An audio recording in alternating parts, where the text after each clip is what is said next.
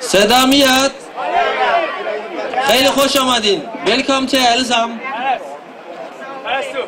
سلام دوستان، من لیلا هستم از طرف ایران آزاد. امروز به همتون خوش آمد میگم. خوشحالم که دوباره هممون دست جمعی با اتحاد اینجا جمع شدیم تا به این حکومت ظالم نشون بدیم که ما از پاوای نمیسیم تا به هدفمون برسیم. همه با هم.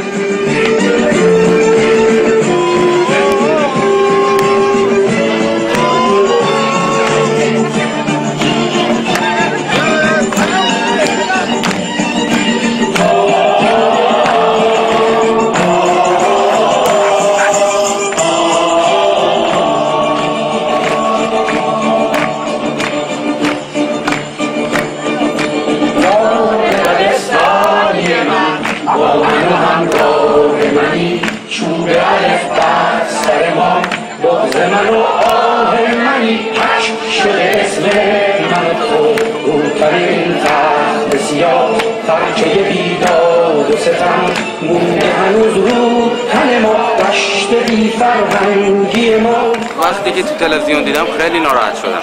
انتخاباتی که این همه معترض داشته باشه که انتخابات نیست، یه چیز مسخره است.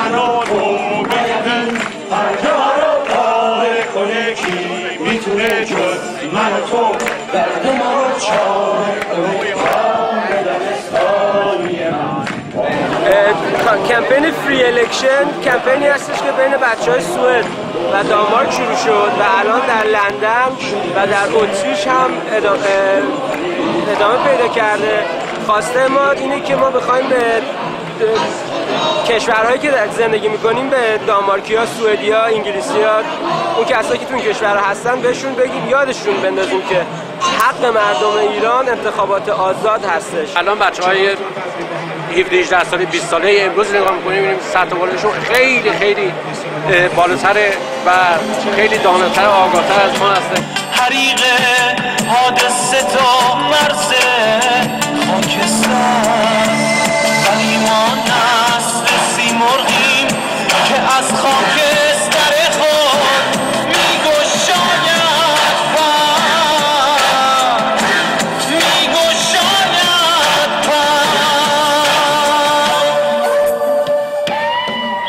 من ناراحت کرد که در مورد نمیدونم کی تقلب کرد، چی شد یا نشد، اونو من نمیدونم، ولی چیزیست که تو ایران صحبت شروع میکنن میگن تقلب بزرگی شد. من روز انتخابات خودم تو تهران نبودم، نمیدونم.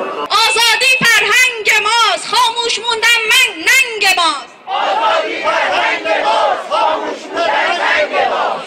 آزادی فرهنگ ماست، خاموش بودن ننگ ماست. En blodig storm videre til fred. Måske du spejers udækket åben. Hvad skal jeg kæmpe med? Aşk gitar, aşk caz. Aşk ahang ve şehir bir cevaz. Aşk gitar, aşk caz. Aşk ahang ve şehir bir cevaz.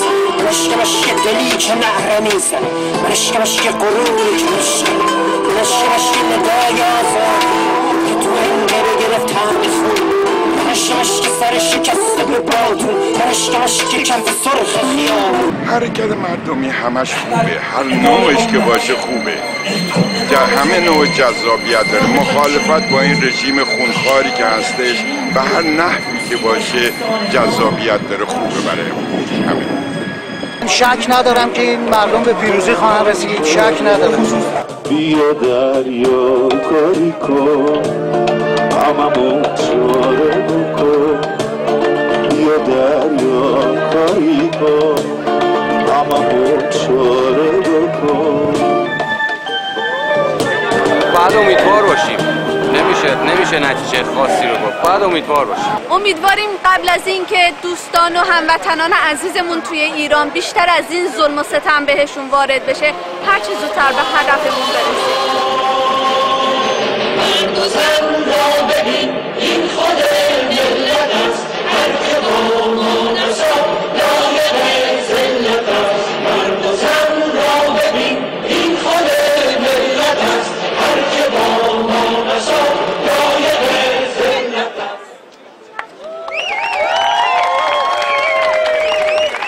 Tusind tak, og jeg kunne høre, I sang med.